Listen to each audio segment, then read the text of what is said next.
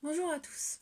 Alors aujourd'hui, je vous propose un petit atelier encore de langage pour décrire une image. Donc dans l'album d'Olivia, on a vu deux images. En fait, quand elle va au musée, elle voit un tableau d'Edgar Degas et elle voit un tableau de Pollock.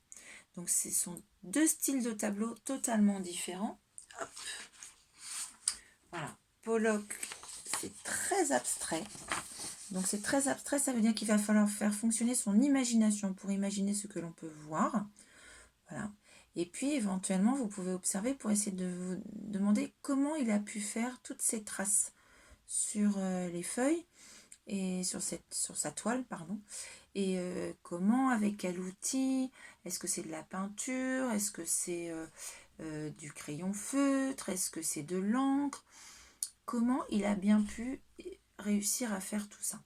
Alors peut-être que vous allez pouvoir essayer d'expérimenter un certain nombre de choses pour pouvoir essayer d'avoir le même rendu.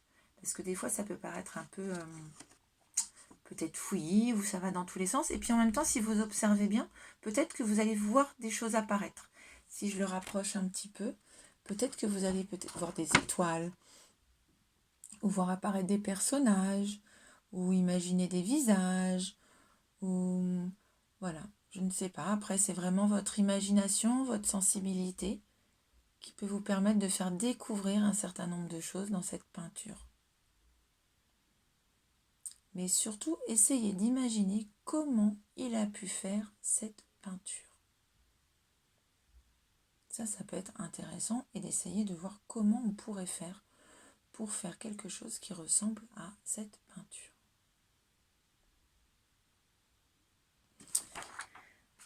L'autre tableau, alors je suis désolée parce que mon impression est très mauvaise, donc j'espère que vous arriverez sur vos écrans de téléphone ou de tablette ou d'ordinateur, ou si vous avez la chance d'avoir un livre de Degas, de pouvoir mieux le voir.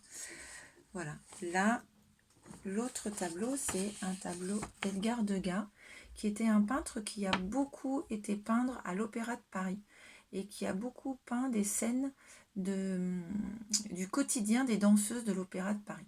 L'Opéra de Paris, c'est un grand bâtiment dans lequel il y a en fait un ballet.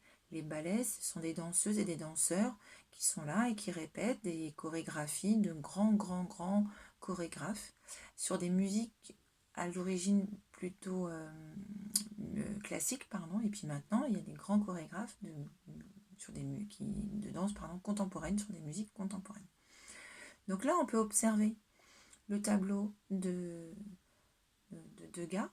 Et puis, par exemple, par rapport à ce qu'on avait vu la dernière fois sur le vocabulaire, comment ça s'appelle cette robe-là que portent les danseuses? On l'a vu avec Olivia. Ça s'appelle un tutu. Bien, bravo. Vous avez une bonne mémoire. Donc là, on voit que les danseuses portent des tutus. Ce sont des tissus en tulle très légers, qui sont très jolis à regarder quand ils bougent. Voilà. Donc on peut observer la scène et puis se demander où est-ce que se passe cette scène, qui est-ce qu'on voit, combien il y a de personnages, qui peut bien être ce personnage-là qui est tout au fond, qui est caché, qui ça peut être. Et pourquoi ici il y a un balcon? Voilà, pourquoi il y a un rideau aussi dans le fond là? Et sur quoi, qu'est-ce qu'elles font ces danseuses? Qu'est-ce qu'elles sont en train de faire?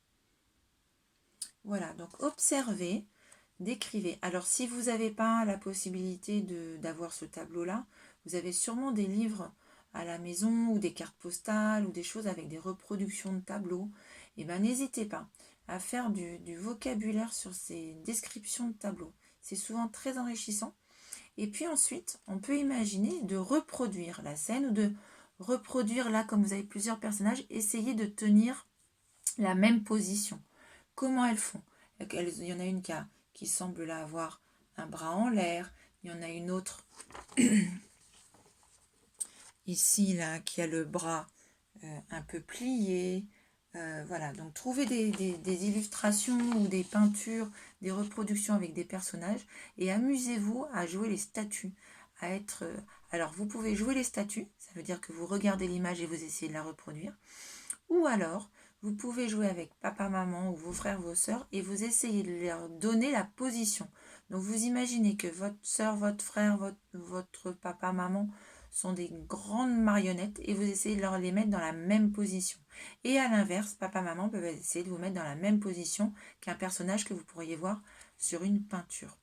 Voilà, donc ça c'est un petit jeu qui est intéressant parce qu'il faut vraiment observer, il faut vraiment décrire, donc c'est vraiment un travail de vocabulaire, de recherche, de concentration, parce qu'il faut vraiment bien se concentrer pour essayer de voir tous les petits détails.